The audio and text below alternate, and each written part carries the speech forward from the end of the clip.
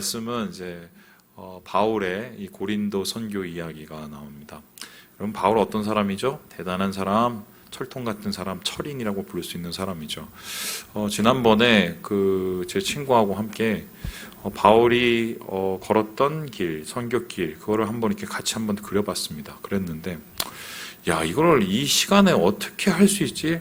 이 한 사람이 어떻게 이 일을 다 해낼 수 있지?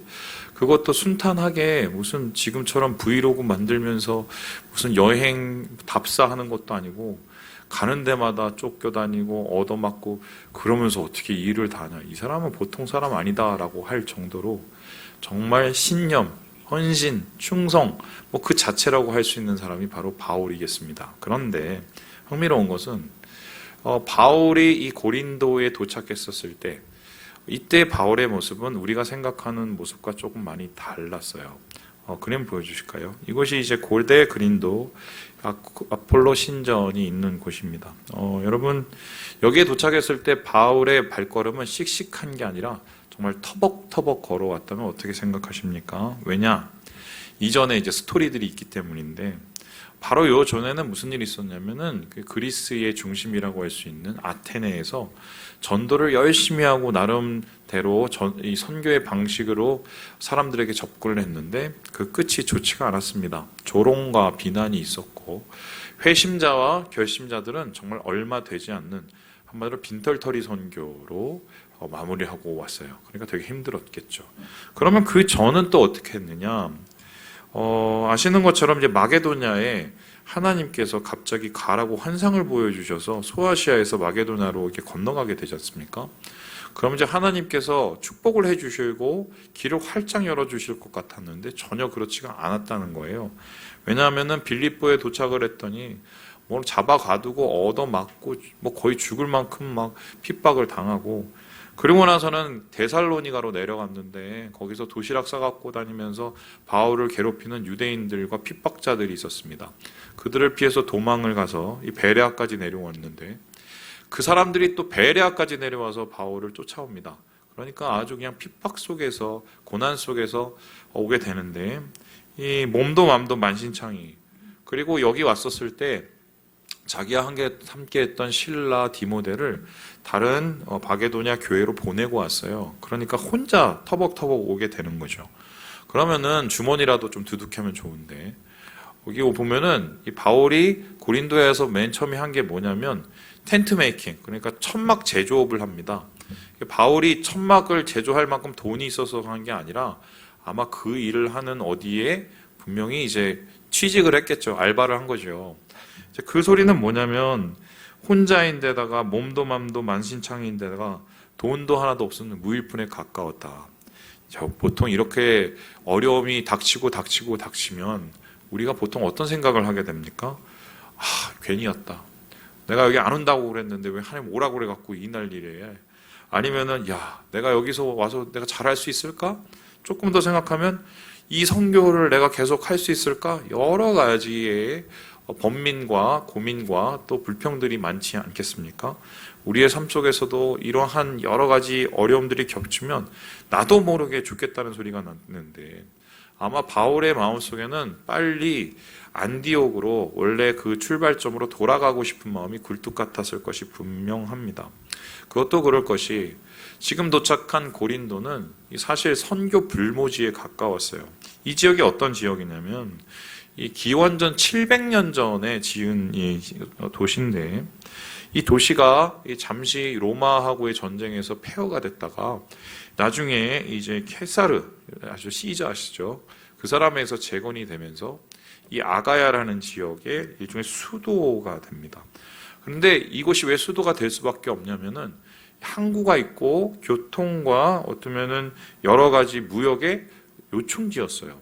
그래서 이 바울의 시대 때 어느 정도 사람이 살고 있었었냐면 최소 50만 명에서 많게는 76만 명 정도 봅니다. 그럼 예전에 이 정도의 숫자면 인구하고 이렇게 비례해서 생각을 해보면 거의 100을 붙이거나 50을 더 붙이면 되거든요. 그러면 어마어마한 규모의 서울 규모 정도 되는 도시예요. 엄청난 도시죠. 그랬는데 이 도시는 그럼 어떻게 했을까요? 당연히 사람들 많으니까 짬뽕이죠. 그리고 엉망진창이죠. 성적으로 타락하고 도덕적으로 타락하고, 그리고 이 고린도 전후서를 읽어보면 사람들이 보통 내기들이 아니었습니다. 말 그대로 센 캐요, 센 캐.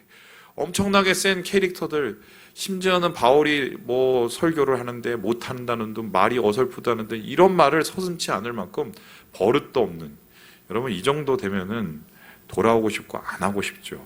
이런 사역 가운데 이제 바울이 있게 된다. 이제 그런데 이 속에서 바울이 어떤 마음이었을까?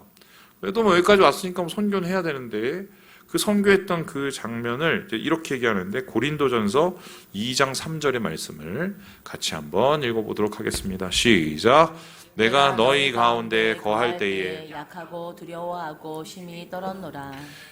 왜 떨었을까? 왜 약했을까? 뭐 그 주변에 있는 여러 가지의 상황들을 보고, 혹은 바울 자체가 너무 힘들었기 때문에, 그리고 그 지역의 사람들의 그 센케들을 보고 아마 그랬을 가능성이 있지만, 어쨌든 바울은 우리가 아는 그 바울이 아니라 정말 약한 바울이 되었어요.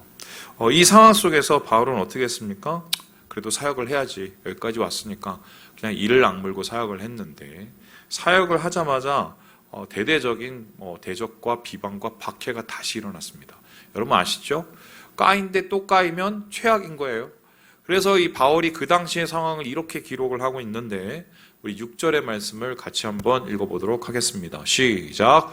그들이 대적하여 비방하거늘 바울이 옷을 털면서 이르되 너희 피가 너희 머리로 돌아갈 것이요 나는 깨끗하니라. 이후에는 이방인에게로 가리라 하고. 이 사람은 원래대로 원래 패턴대로 사역을 했습니다. 유대인 회당에 가서 거기에서 말씀을 전하고 그것을 기반으로 이방인 선교를 이제 하려고 했는데, 유대인들이 이제 장난이 아니었던 거예요. 그리고는 바울에 대한 비방과 대적을 하니까 이제 바울이 지레 이제 화가 난 거예요. 겁이 난 거예요. 두려워지는 거예요.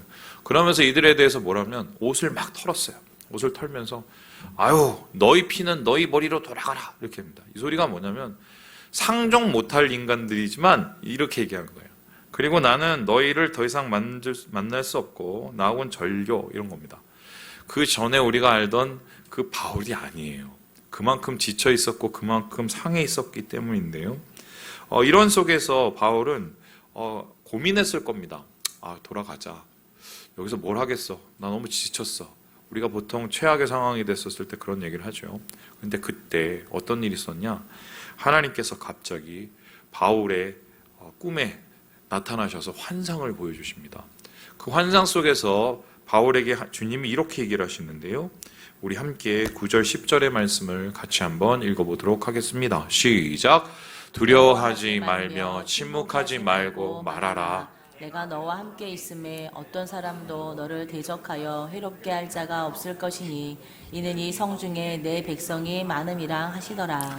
하나님께서 바울에게 친밀히 나타나셔서 이러한 말씀을 주십니다.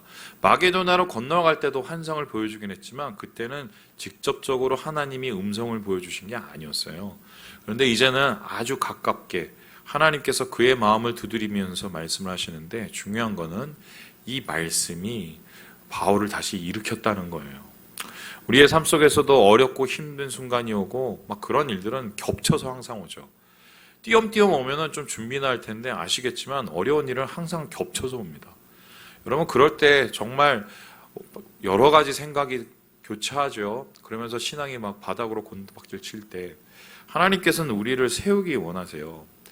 많은 인물들이 그랬죠. 여러분 아시는 기드온도 그랬고 여호수아도 그랬고 수많은 인물들이 하나님의 음성 속에서 일어서게 되는데, 그 음성에는 패턴이 있습니다. 오늘 이 바울이 받았던 하나님의 음성도 분명한 패턴이 있는데 세 가지로 요약을 해보면 다음과 같아요. 보여주시죠. 첫 번째는 뭐냐면 멈추지 말라는 거예요. 아직은 멈출 때가 아니야. 멈추지 마라. 두려워하지 말고 말씀을 전해. 멈추지 마. 이렇게 얘기합니다. 두 번째로 그 이유를 설명하시는데, 내가 있잖아. 내가 너와 함께 있잖아. 그러면서 나를 봐. 저 사람들이나 저 상황을 보지 말고 나를 보고 멈추지 말고 계속해. 이렇게 얘기를 했어요. 그리고 세 번째로는 하나님께서 궁극적인 바울의 사명을 다시 확인시켜 주는데, 그건 뭡니까? 네가 여기까지 왜 왔어? 영혼 때문에 왔다는 거예요. 그러니까 하나님께서는 항상 우리에게 일으키실 때 이 세 가지 방법을 쓰세요. 아직 때가 아니고 다시 일어서야 되고 주님을 먼저 바라봐야 되고 우리의 사명인 영혼에 대한 마음을 잃어버리지 않고 그럴 때 하나님께서 이 말씀을 통해서 우리를 세우시는데 여러분 아시는 엘리야도 결국 호렙산까지 가서 하나님께 드렸던 말씀이 이 말씀하고 거의 비슷해요. 내가 함께 하잖아. 네가 있어야 될 곳에 가. 아직 안 끝났어. 너의 일을 해. 거의 똑같습니다. 하나님이 이렇게 말씀을 하세요.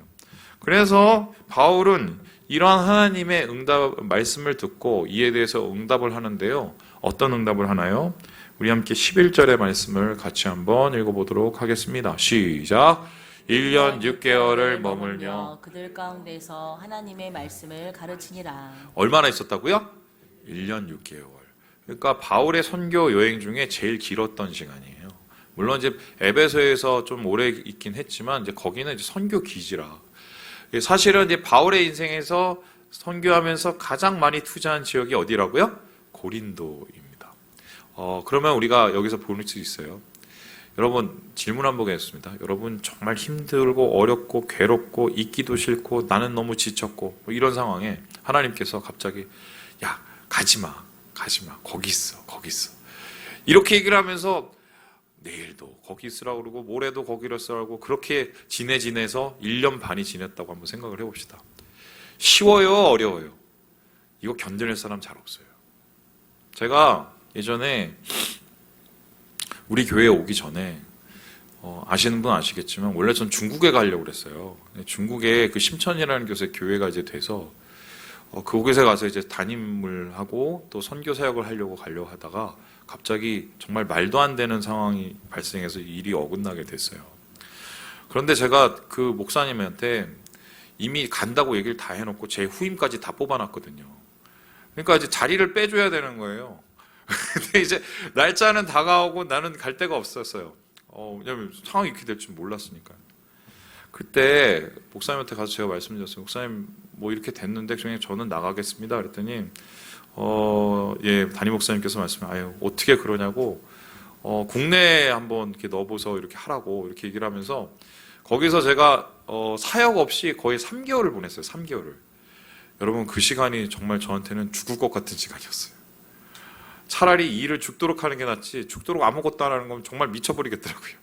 그리고 이미 다 마음이 떠났는데 거기에서 하나님이 있으라고 3개월을 머물게 한 거잖아요. 근데 정말 자존심이 무너질 대로 다 무너지고 마음이 무너질 대로 다 무너져요. 사실 그런 상황 속에서 제가 그 3개월을 버텨냈는데 지금 바울은 자그마치 몇 년이라고요? 1년 반이에요.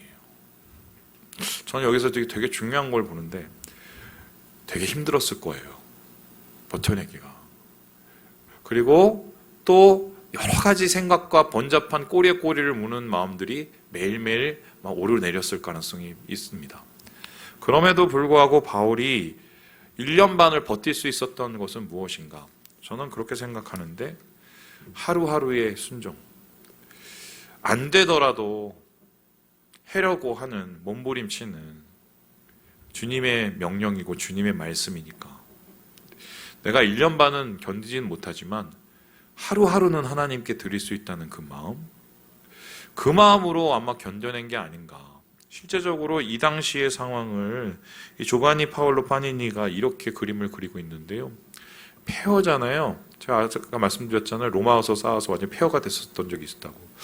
왜 이 그림을 이렇게 그렸을까 한번 생각해보면 저는 이게 바울의 마음이었을 것 같아요. 무너진 마음, 그리고 버텨내는 거, 그리고 에베소의 상황도 영적으로 따지면 거의 폐허와 같은 상황이었으니까. 근데 중요한 건 이 1년 반의 시간 동안에 어떤 일이 있었느냐? 전혀 바울이 예상하지 못하는 일이 벌어지기 시작합니다. 한 4가지로 볼 수 있는데 첫 번째는 다음과 같아요. 보여주시죠. 이 사람들을 만났어요. 이 사람들은 누구냐면 여러분 잘 아시는 브리스길라와 아굴라입니다. 이 브리스길라 아굴라는 부부입니다. 내 부인의 이름이 먼저 나오는 걸 보면 부인이 아마 더 신앙심이 투철했던 것 같습니다. 근데 이게 어떤 거냐면 이 사람들이 기록을 여러 가지 전승을 살펴보면 바울이 고린도에 오기 전에 한 6개월, 7개월 전에 도착을 한 거예요. 원래는 로마서 살았었는데 거기서 그리스도인이라는 이유로 쫓겨났어요.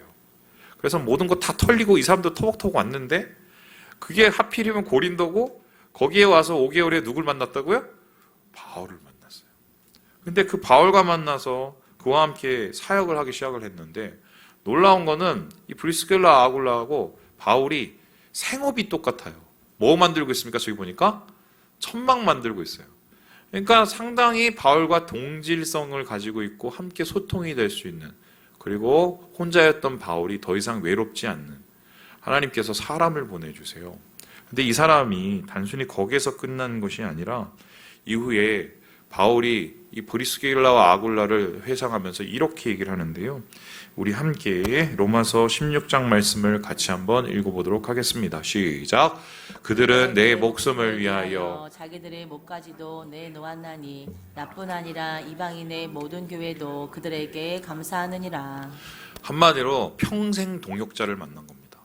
여러분 아시겠지만 바울이 서게 된 건 바나바와 같이 그를 도와주었던, 한마디로 제가 볼 땐 바울은 T 같고요. 예.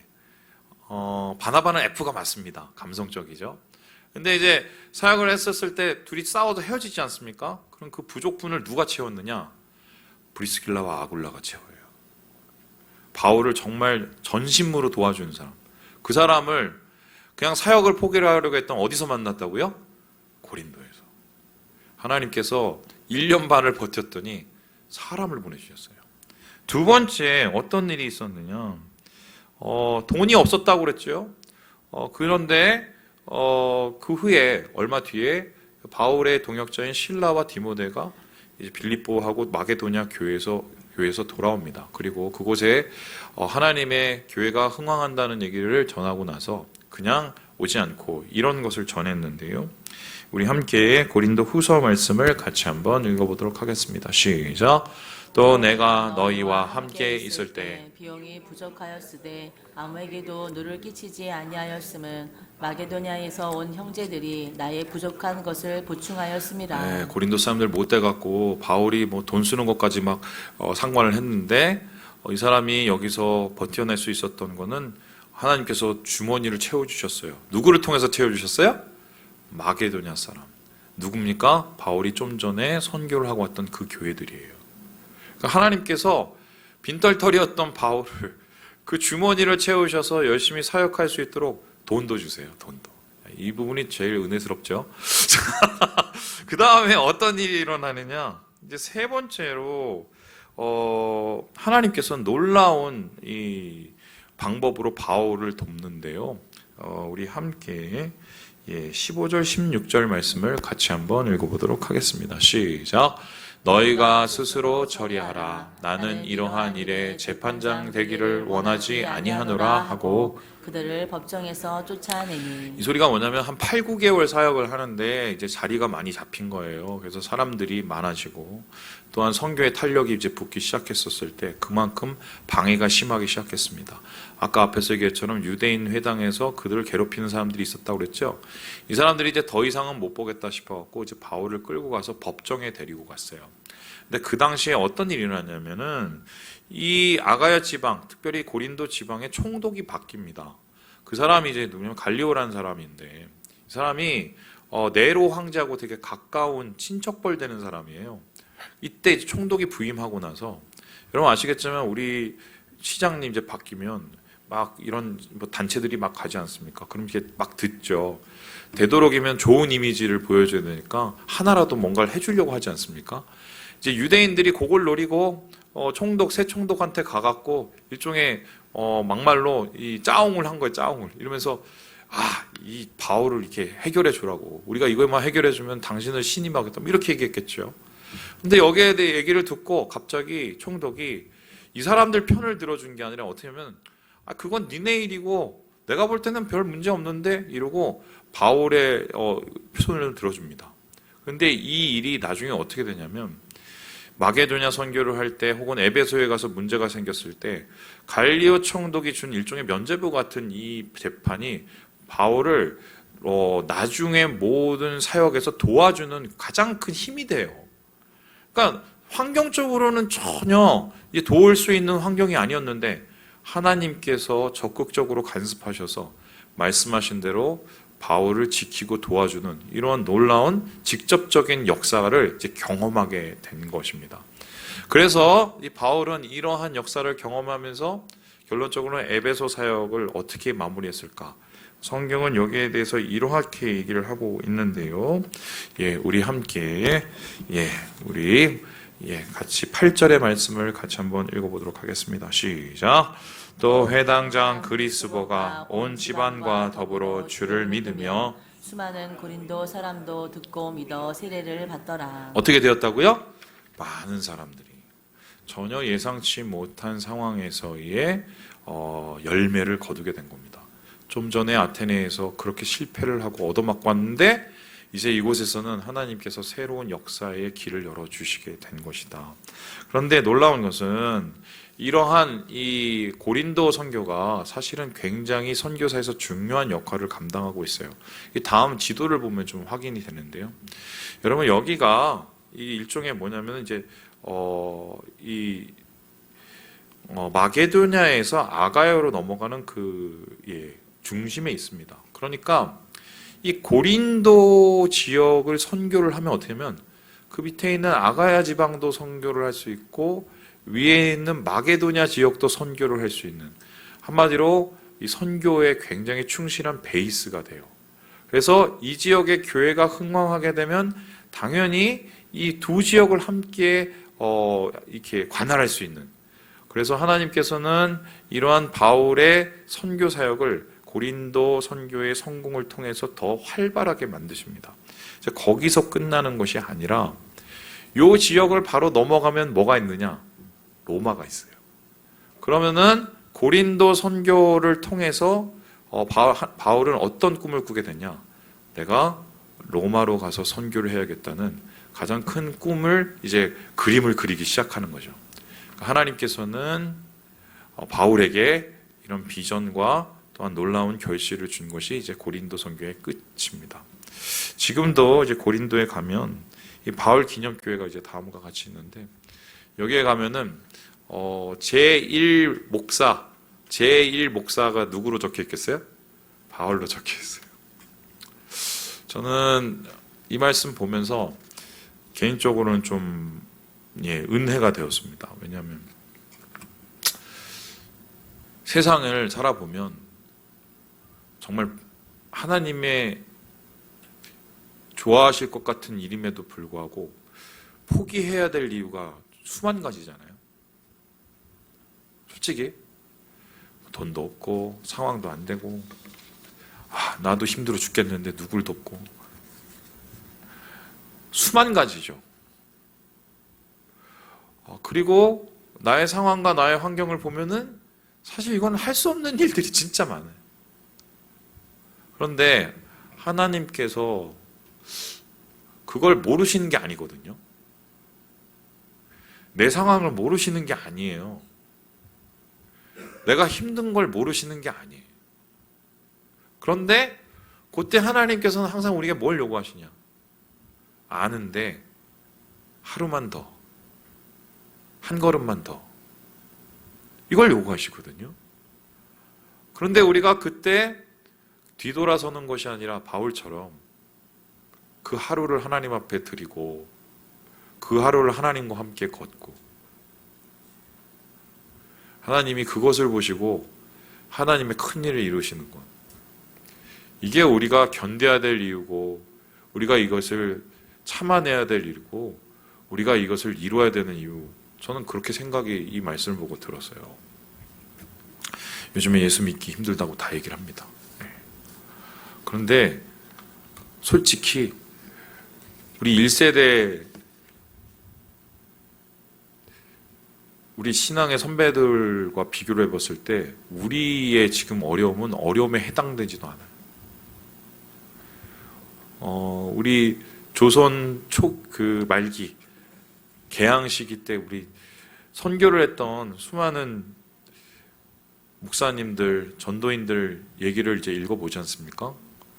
뺨 맞은 게 한두 번이 아니고요. 완전히 무슨 박해를 당한 게 한 번도 아니고요. 견뎌냈어요. 기쁨으로. 그래서 우리가 지금 있는 거예요. 바울이 드렸던 1년 6개월을 여러분 기억하시고 순종으로 주님을 신뢰함으로 오늘 주님께서 주시는 이 사명의 길을 놓치지 않고 걸어가시는 우리 모든 형제 자매들 되시길 주님의 이름으로 축원합니다.